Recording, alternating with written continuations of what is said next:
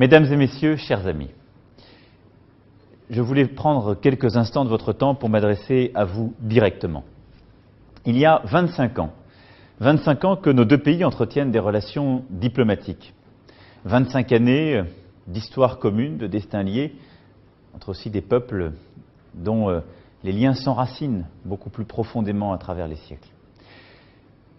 Dans ce contexte, beaucoup de choses ont été faites ces dernières années, mais le 17 juin 2018, une étape importante a été franchie. Elle a été franchie par le courage de vos dirigeants, elle a été franchie entre votre pays et la Grèce, permettant de donner une issue à 27 années de conflit. Cet accord dit de Prespa, cet accord du 17 juin 2018, permet d'avancer, d'envisager l'avenir. C'est sur la base de cet accord que vous êtes interrogés et qu'un référendum est organisé le 30 septembre prochain. Alors, je sais toutes les discussions qu'il y a et qui appartiennent au débat démocratique de votre pays.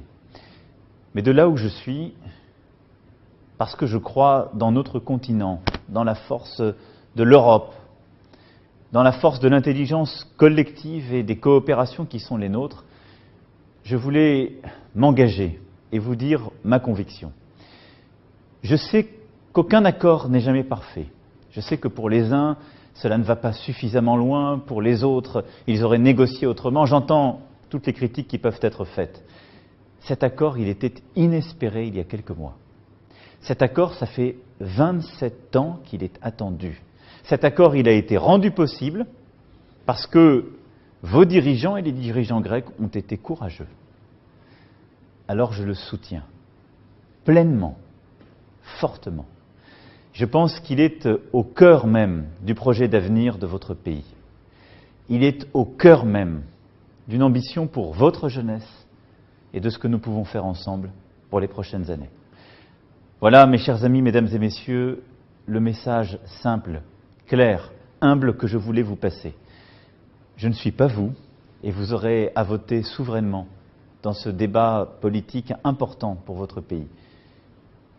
Vous aurez à choisir et à décider de modifier votre constitution ou non pour le rendre possible, à devenir la Macédoine du Nord que permet cet accord.